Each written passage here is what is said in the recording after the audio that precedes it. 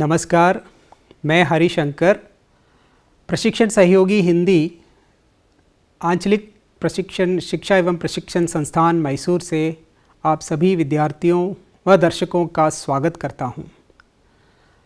प्यारे विद्यार्थियों, आज मैं आपके सामने हिंदी पाठ्यपुस्तक दूरवा भाग 3 के एक गद्य पाठ को लेकर उपस्थित हुआ हूं। पाठ शुरू करने से पहले मैं आप लोगों से जानना चाहूँगा कि क्या आप लोग सुबह समाचार पत्र पढ़ते हैं या पत्रिकाएं पढ़ते हैं?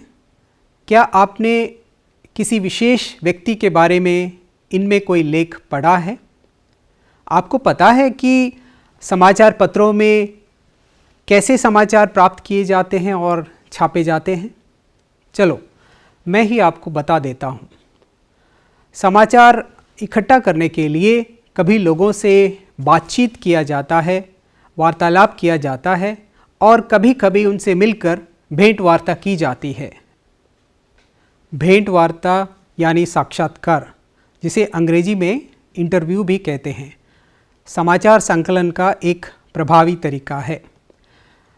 भेंट वार्ता विशेष प्रकार के समाचारों के संकलन के लिए उपयोग में लाया जाता है। समाचार संकलन में यदि भेंट वार्ता के महत्व को नकार दिया जाए तो समाचार पत्रों में घटनाओं, कार्यक्रमों आदि का विवरण तथ्यों की गहराई से, छानबीन से दूर ही होगा। ऊपरी तौर पर जो देखने या सुनने को आएगा उसके प्रस्तुतिकरण से पाठकों की जिज्ञासा शांत नहीं हो सकती। आज हम जो गद्य पाठ पढ़ने वाले हैं उसका नाम है हिंदी ने जिनकी ज़िंदगी बदल दी, मारिया नेजेशी। ये एक भेंट वार्ता है। इसके लेखक हैं जयप्रकाश पांडे। इस कार्यक्रम के अंत में आप सब पाठ का आदर्श वाचन कर सकेंगे, नए शब्द से परिचित होकर उसका प्रयोग कर सकेंगे, हिंदी में प्रयुक्त होने वाले विदेशी शब्दों का सामान्य परिचय एवं प्रयोग से अवगत हो सकेंगे, पर्यावरण संरक्षण के प्रति अपने विचार लिखकर व्यक्त कर सकेंगे, भारतीय और विदेशी संस्कृति से परिचित होकर अपने विचार व्यक्त करेंगे, भेंट वार्ता के लिए आवश्यक तैयारियों से अवगत होकर किसी विशिष्ट व्यक्ति के साथ भेंट वार्ता की योजना बनाएंगे। आइए अब हम पाठ का आदर्श वाचन शुरू करते हैं। 11वां पाठ, हिंदी ने जिनकी ज़िंदगी बदल दी, मारिया नेजेशी। वह दिल्ली के सर्द जाड़ों की कोई आम सुबह ही थी जब जनपद स्थित हंगेरियन सूचना एवं सांस्कृतिक केंद्र की जनसंपर्क अधिकारी हरलीन अहलूवालिया का फ़ोन आया। हरलीन मुझे हंगरी की एक अंग्रेज़ हिंदी महिला विद्वान से मिलवाना चाहती थी, जिन्हें हिंदी में किए गए उनके काम के चलते न केवल दुनिया भर में पहचान मिली थी, बल्कि अपने राष्ट्रपति अबुल पकीर जैनुलाब्दीन अब्दुल कलाम ने उन्हें सम्मानित भी किया था। वह विदुषी तब चंद दिनों के लिए ही भारत में थीं और उसी शाम उन्हें दिल्ली से बाहर जाना था। लिहाजा सुबह 10 बजे का समय मुलाकात के लिए तय हुआ। भले ही वह महिला हिंदी के चलते जानी पहचानी जा रही थीं, लेकिन थीं तो अंग्रेज। लिहाजा उनसे पूछे जाने वाले सवालों की फहरिस्त तैयार करते वक्त हिंदी के साथ साथ अंग्रेज़ी का भी ध्यान रखा कि क्या पता कब संवाद के लिए इसकी ज़रूरत आ पड़े। आश्चर्य, अंग्रेज़ी के सवालों की ज़रूरत ही नहीं पड़ी। सुबह 10 बजे जब अपने फ़ोटोग्राफ़र के साथ मैं हंगेरियन सूचना केंद्र पहुंचा, तो हरलीन अपने कार्यालयी काम में व्यस्त थी। हमें स्वागत कक्ष में बैठने को कहा गया। हम बैठकर अभी गर्मा गर्म कॉफ़ी की चुस्कियां ले ही रहे थे कि एक भद्र अंग्रेज़ महिला आ पहुंची। उन्होंने अभिवादन की शुरुआत हाथ जोड़कर नमस्ते से की, फिर क्षमा याचना की कि दिल्ली के व्यस्त यातायात के चलते वह समय से नहीं पहुंच सकी। हरलीन के आने के चंद मिनट बाद ही हम बातचीत में इतने मशगूल हो चुके थे कि औपचारिक परिचय की ज़रूरत ही नहीं पड़ी। वह डॉक्टर मारिया नेजेशी थी। अप्रैल 1953 में हंगरी की बुडापेस्ट में जन्मी नेजेशी ने संस्कृत, लैटिन, प्राचीन यूनानी और भारत विज्ञान जैसे विषयों में एमए कर संस्कृत व हिंदी में डॉक्टरेट की उपाधि हासिल की। यूरोप हिंदी समिति की उपाध्यक्ष और इयोत्वोस लॉरेन यूनिवर्सिटी में हिंदी की विभागाध्यक्ष के तौर पर अकादमिक गतिविधियों से जुड़ी नेजेशी ने 3 दर्जन से भी अधिक किताबों का हिंदी से हंगेरियन व हंगेरियन से हिंदी में अनुवाद किया। हमारी बातचीत के बीच छठे विश्व हिंदी सम्मेलन व जॉर्ज ग्रेयर्सन सम्मान से सम्मानित नेजेशी को भारत, यहाँ की भाषा, यहाँ के लोग, यहाँ के शहर, यहाँ की फिल्में, यहाँ का साहित्य, यहाँ की राजनीति और यहाँ की संस्कृति कैसी लगती है। उनका खुद का बचपन कैसा था, उनका हिंदी से जुड़ाव कैसे हुआ, जैसे तमाम सवालों से होकर गुजरना पड़ा और सभी के जवाब उन्होंने बिंदास अंदाज में दिए। लेकिन नेजेशी ने बातचीत की शुरुआत शिकायतों से की। उनका कहना था कि भारत बहुत बड़ा देश है, यहाँ की परंपरा बहुत समृद्ध है, पर यहाँ के फिल्म वाले इतनी छोटी छोटी बातों पर झूठ बोलते ही नहीं बल्कि झूठ दिखाते भी हैं कि उन्हें देखकर दुख होता है। आप फिल्म हम दिल दे चुके सनम को ही लीजिए। इस पूरी फिल्म की शूटिंग हंगरी या यूँ कहिए कि हमारे शहर बुडापेस्ट में हुई थी, पर फिल्म में उसे इटली का शहर बता दिया गया। इस झूठ की ज़रूरत क्या थी? यूँ यह उस धरती के साथ भी नाइंसाफ़ी है जिसके हुस्न को आपने कैमरे में कैद कर पर्दे पर दिखाया, पर जगह दूसरी बता दी। नेजेशी की इस शिकायत का कोई जवाब देते नहीं बना, लिहाजा यह कहकर कि हम आपकी बात हम दिल दे चुके सनम देखने वाले सभी दर्शकों के पास ना भी पहुंचा पाएं, तो अपने पाठकों तक ज़रूर पहुंचा देंगे ताकि उन्हें सच्चाई का पता चल जाए। क्षमा मांग ली। उसके बाद हिंदी से उनके जुड़ाव के बारे में मैंने जानना चाहा तो वो जैसे अपने बचपन में लौट गई। हंगरी में संयुक्त परिवार की सोच नहीं है। पति पत्नी व बच्चे, बच्चे भी केवल 20 साल की उम्र तक माता पिता के साथ रह सकते हैं। कुल मिलाकर एक इकाई का छोटा परिवार। तकरीबन 30 साल पहले मेरे माता पिता का तलाक हो गया था। दोनों ने दूसरा विवाह किया। आज मेरी माँ की उम्र 81 साल है, पर वह अकेले रहती हैं। मेरी मौसी 86 साल की हैं, वह भी अकेली हैं। वे दोनों इस उम्र में भी स्वायत्त हैं। मैंने भी शादी नहीं की। काम व शादी में एक को चुनना था। बच्चे, पति व परिवार के साथ मैं वह नहीं कर पाती जो आज कर रही हूँ। मैंने हिंदी के लिए अपना जीवन समर्पित कर दिया। दरअसल मेरी ज़िंदगी की शुरुआती 20 साल बहुत छोटी सी जगह पर बीते। मैं बचपन से ही इंसानी जीवन के शुरुआती दौर को जानने के लिए लालायित थी। इसीलिए मैंने ग्रीक, लैटिन, यूनानी और संस्कृत भाषाएं पढ़ीं। एमए की पढ़ाई के बाद मैं एक प्रकाशन संस्थान से भी जुड़ी। उस दौरान हंगरी में केवल 1-2 सज्जन ही हिंदी जानते थे। मेरे प्रोफेसर ने मेरी रुचियों को देखकर मुझे हिंदी पढ़ने के लिए प्रेरित किया और एक बार जो मैं इससे जुड़ी तो जुड़ती चली गई। 1985 में मैं पढ़ाई के सिलसिले में पहली बार भारत आई और यहाँ 10 माह तक रुकी। एक लड़की जिसने घर से कॉलेज की 4 दीवारी ही देखी हो, उसने हिंदी की बदौलत पूरी दुनिया देख ली। आज मैं वियना में पढ़ाती हूँ। मेरे एक शिष्य इमरे बांगा ऑक्सफोर्ड विश्वविद्यालय में हिंदी पढ़ाते हैं। इंग्लैंड में हिंदी के तमाम जानकारों के बीच एक हंगेरियन का हिंदी पढ़ाने के लिए चुना जाना कम बड़ी बात नहीं है। जहाँ तक हंगरी की बात है तो मेरे समय में वहाँ ना तो हिंदी भाषी लोग थे और ना ही किताबें थीं। डॉक्टर हुकुम सिंह नामक एक गणितज्ञ ने हिंदी सीखने में मेरी काफ़ी मदद की। आज हंगरी में मैंने हिंदी का पुस्तकालय बना रखा है जिसकी किताबें भारतीय दूतावास ने उपलब्ध कराई हैं। मैं बुडापेस्ट में भारतीय पोशाक ही पहनती हूँ जिसे देख मेरे छात्रों में भी इसके प्रति ललक बढ़ी है। कड़ाके की ठंड के चलते वहाँ सलवार सूट ही ठीक है, इसलिए साड़ी कम पहनते हैं। भारत की कौन सी चीज़ें आपको सबसे अच्छी? वाक्य पूरा होता इससे पहले ही वह बोल पड़ी, यहाँ के मानवीय संबंध मुझे अच्छे लगते हैं। मेरे खुद के ढेरों रिश्ते यहाँ हैं जो सालों साल से बरकरार हैं, पिता, भाई व दोस्त की तरह। यहाँ के लेखकों ने मुझे प्रभावित किया।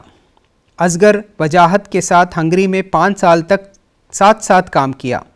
अशोक वाजपेयी, राजेंद्र यादव, अशोक चक्रधर व जैनेन्द्र कुमार जैसे लेखकों से मेरा संपर्क रहा।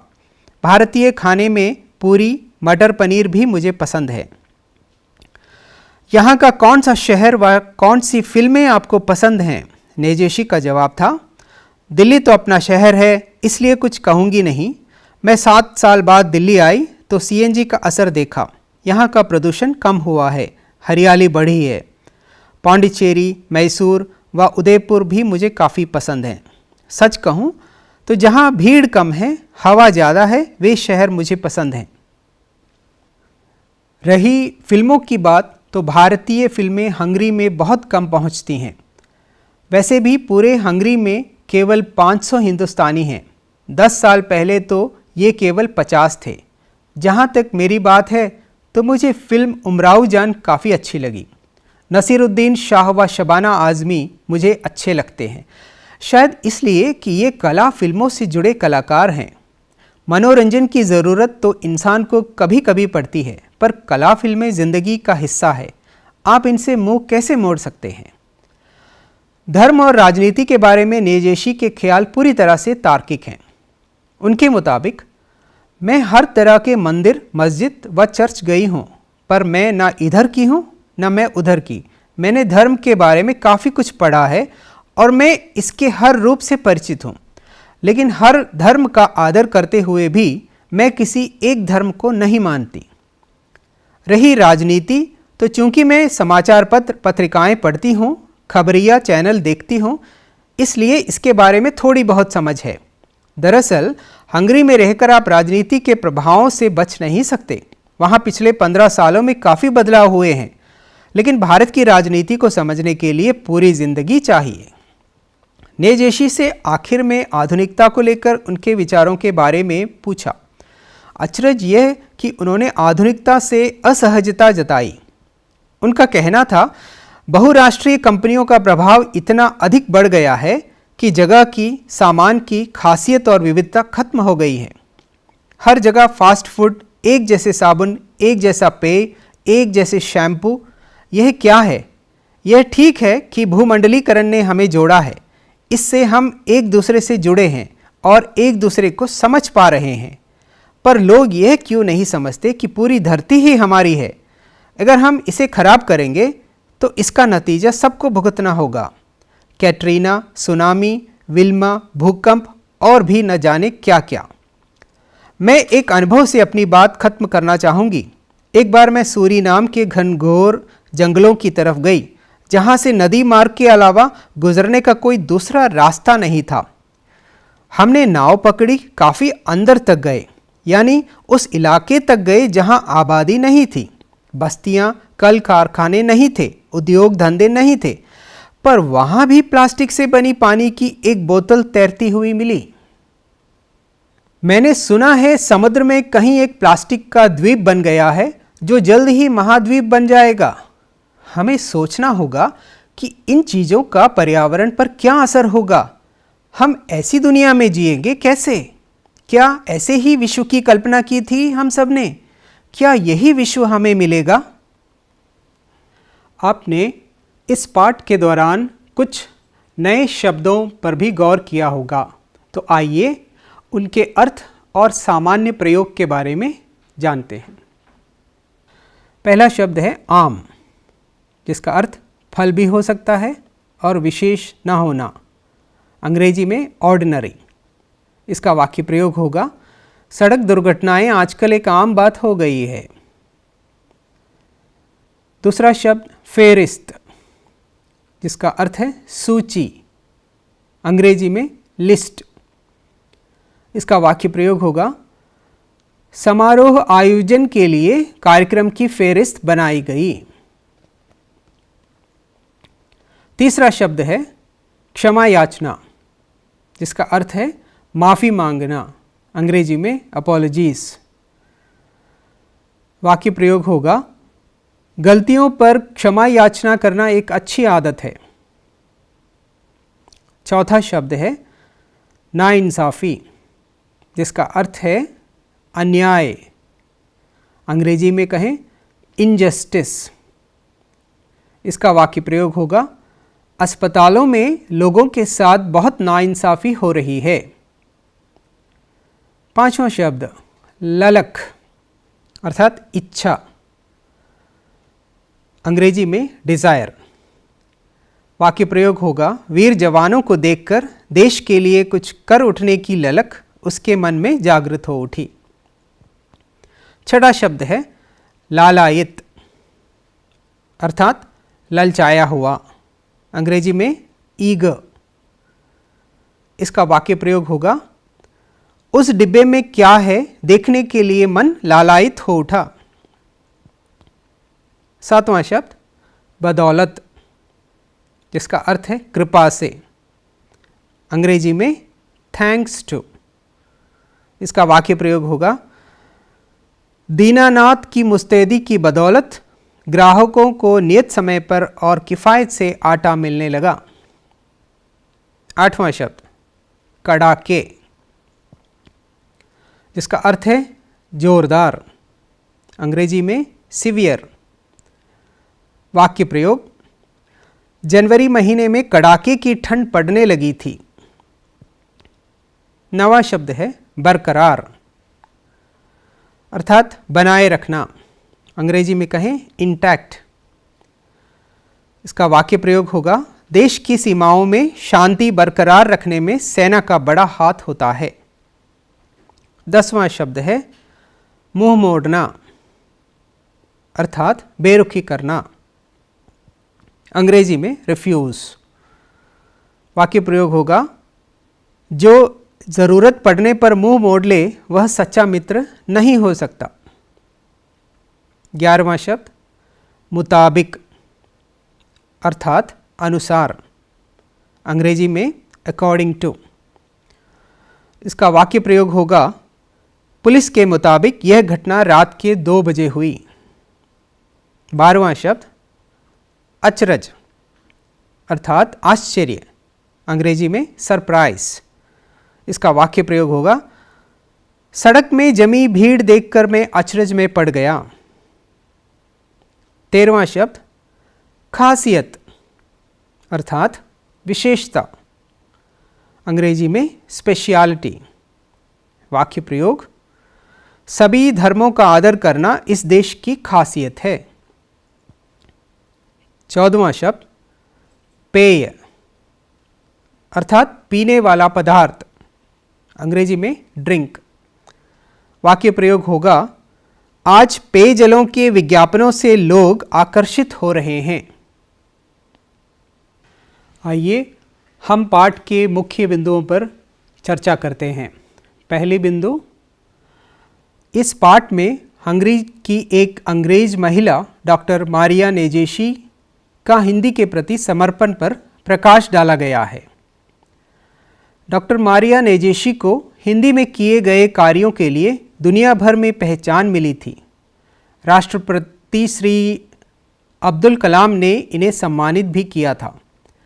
डॉक्टर मारिया नेजेशी हंगरी की बुडापेस्ट में जन्मी थी। उन्होंने संस्कृत, लैटिन, प्राचीन यूनानी और भारत विज्ञान जैसे विषयों में एमए कर संस्कृत व हिंदी में डॉक्टरेट की उपाधि हासिल की।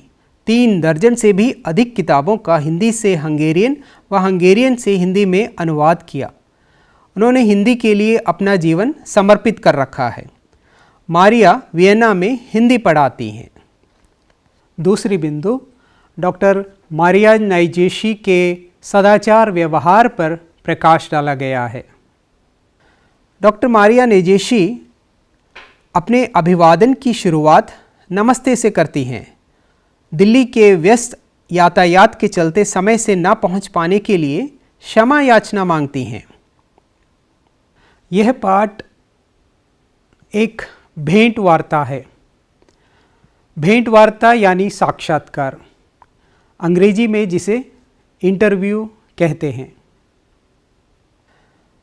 छठे विश्व हिंदी सम्मेलन जॉर्ज ग्रेयर्सन सम्मान से सम्मानित नेजेशी से भारत, यहाँ की भाषा, यहाँ के लोग, यहाँ के शहर, यहाँ की फिल्में, यहाँ का साहित्य, यहाँ की राजनीति, यहाँ की संस्कृति, उनका खुद का बचपन, हिंदी से उनका जुड़ाव कैसे हुआ आदि प्रश्न पूछे गए। सभी का जवाब उन्होंने बिंदास अंदाज में दिया। चौथी बिंदु डॉक्टर मारिया नैजेशी के भारत प्रेम और कला प्रेम पर प्रकाश डाला गया है। वे भारतीय पोशाक सलवार सूट पहनना पसंद करती हैं, साड़ी भी पहनती हैं। भारत के मानवीय संबंध उन्हें बहुत पसंद हैं। भारतीय खान पान जैसे पूरी, मटर पनीर उन्हें पसंद हैं। भारत के कम आबादी वाले शहर उन्हें पसंद हैं जहां हरियाली है, हवा ज़्यादा है। वे भारतीय कला फिल्मों को और उनसे जुड़े कलाकारों को पसंद करती हैं। पांचवी बिंदु है डॉक्टर मारिया नैजेशी के धर्म और राजनीति के संबंध में अपने स्वतंत्र विचार हैं, उन्हें भी इस पाठ में प्रस्तुत किया गया है। वे हर धर्म का आदर करते हुए भी किसी एक धर्म को नहीं मानती। उनका कहना है कि भारत की राजनीति को समझने के लिए पूरी जिंदगी चाहिए। आधुनिकता से उन्होंने असहजता जताई। उनका कहना था कि इससे जगह की, सामान की खासियत और विविधता खत्म हो गई है, प्रदूषण बढ़ गया है। छठा बिंदु है डॉक्टर मारिया नैजेशी ने संसार में फैल रहे प्रदूषण पर भी अपने विचार व्यक्त किए हैं। वे कहती हैं, मैंने सुना है समुद्र में कहीं एक प्लास्टिक का द्वीप बन गया है जो जल्द ही महाद्वीप बन जाएगा। हमें सोचना होगा कि इन चीज़ों का पर्यावरण पर क्या असर होगा। हम ऐसी दुनिया में जिएंगे कैसे? क्या ऐसे ही विश्व की कल्पना की थी हम सब ने? क्या यही विश्व हमें मिलेगा? आइए अब हम इस पाठ में प्रयुक्त हुए व्याकरणिक बिंदु पर चर्चा करते हैं। बच्चों, हिंदी में अनेक विदेशी शब्द प्रयोग में आ जाते हैं, जिनमें कहीं अर्धचंद्र तो कहीं नुक्ता लगाए जाते हैं, जिससे अर्थ में परिवर्तन आ जाता है। कुछ ऐसे ही अंग्रेजी शब्द हिंदी में प्रयुक्त हो रहे हैं, जैसे कॉफ़ी, काफ़ी। अब कॉफ़ी का अर्थ होगा पेय पदार्थ और काफ़ी पर्याप्त। अब जैसे वाक्य प्रयोग में देखते हैं, यहाँ काफ़ी सामान भरा पड़ा है, तुम गर्म कॉफ़ी पीकर जाना। अब दूसरे शब्द देखिए, बाल, बॉल। कमला के बाल बहुत घने हैं, बच्चे बॉल से खेल रहे हैं। हाल, हॉल। वो अभी हाल ही की बात कर रहा था। सिनेमा हॉल में लोग बहुत कम थे। चाक, चौक। कुम्हार अपनी चाक से अनेकों बर्तन बनाता है। ब्लैक बोर्ड पर चौक से लिखो। बच्चों, इसी तरह ज और फ में नुक्ता लगाने से शब्द के अर्थ में परिवर्तन आ जाता है। जैसे आप देखें, सजा, सजा। रमा ने कमरे में फूल सजा दिए, उसे 7 साल की सजा दी गई। जमाना, जमाना। माँ दही जमाना भूल गई। नए जमाने के लोगों की पसंद अलग अलग है। तेज, तेज। घोड़ा तेज दौड़ता है, उसके चेहरे पर एक विशेष तेज था। राज, राज। शीला ने मुझे एक राज की बात बताई। आज देश में जनता का राज है। फन, फन। सांप का फन देखकर मैं भयभीत हो गया। उदित सितार बजाने के फन में माहिर है। जरा, जरा। जरा अवस्था में बाल सफ़ेद हो जाते हैं। कप में ज़रा सी चाय बची थी। प्रिय विद्यार्थियों, आशा करते हैं कि आपको ये पाठ पसंद आया होगा। डॉक्टर मारिया नेजेशी ने आपको प्रेरित भी किया होगा। हमने आपके लिए कुछ प्रश्न तैयार किए हैं जिनके उत्तर आपको देने हैं। पहला प्रश्न, पर्यावरण को साफ सुथरा कैसे रखा जा सकता है? इस पर विचार कीजिए और इस संबंध में अपने परिवार, मित्रों, अध्यापकों से राय जानने के लिए एक भेंट वार्ता की रूपरेखा अर्थात पूछने के लिए प्रश्न तैयार कीजिए। क्या साक्षात्कार के लिए संचार माध्यमों के प्रयोग किए जा सकते हैं? लिखिए। दूसरा प्रश्न है, नीचे दिए गए शब्दों को अपनी मातृभाषा में लिखिए और उन पर अपने मित्रों से चर्चा कीजिए। शब्द हैं नमस्ते, घर, सड़क, समाचार पत्र, पानी, साबुन, धरती, जंगल, सुबह।